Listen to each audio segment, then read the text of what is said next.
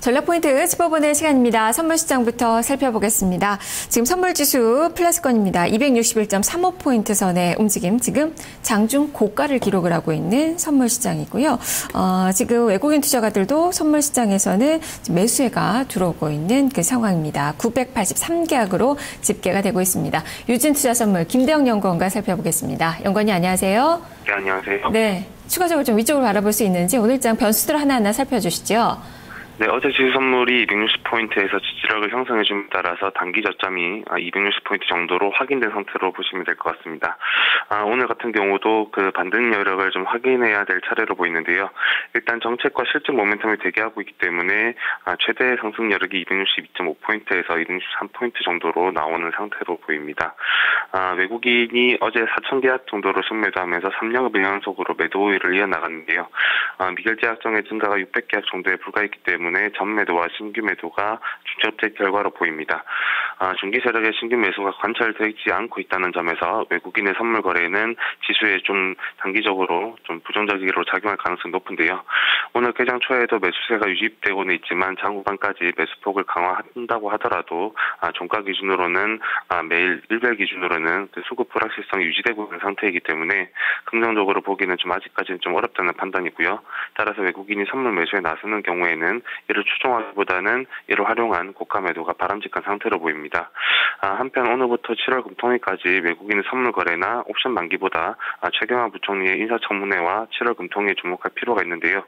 일단 부총리 인사청문회에서 정부의 하반기 정책 방향, 특히 추경과 관련된 부분이 확인될 수 있고요. 7월 금통일에서는 하반기 통화정책의 기조 변화, 즉 기준금리 인하에 대한 단초를 획득할 수 있기 때문에 하반기 주가지수의 상하단이 조정될 수 있는 상황으로 분석됩니다. 네, 선물시장에서도 정책 모멘텀을 좀 많이 보고 계시네요. 자, 프로그램 쪽 상황을 좀 본다면 최근에 외국인 투자가들 선물 매매가 좀 오락가락하면서 전체적으로 베이시스도 추세적인 방향을 좀 나타내지 않기 때문에 좀 차익은 좀 심심한 그 모습이고요. 비차익은 이에 반해서 외국인의 매수세가 좀 인상적인데 오늘은 비차익에서 소폭의 매도가 나오고 있습니다. 어떻게 좀 봐야 될까요?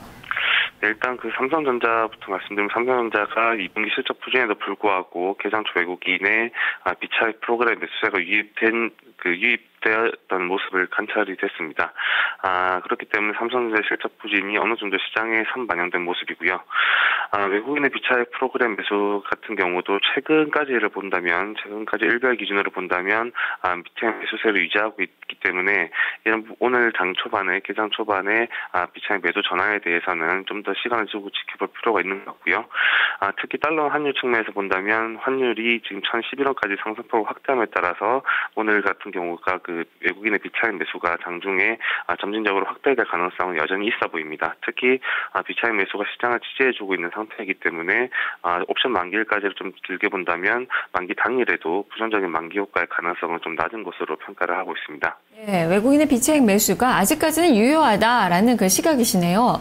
그렇다면 매수 전략도 좀 가능한 건지 포지션 전략도 제시를 해주시죠. 네, 종합하면 단기 저점이 형성된 상태에서 삼성전자의 실적 부진이 시장에 선반영된 상태이고 외국인이 비차익 프로그램을 중심으로 매수세를 지속할 가능성이 높은 상황이기 때문에 오늘 같은 경우 최대 263포인트를 목표로 한 매수 진입이 유효할 것으로 보입니다.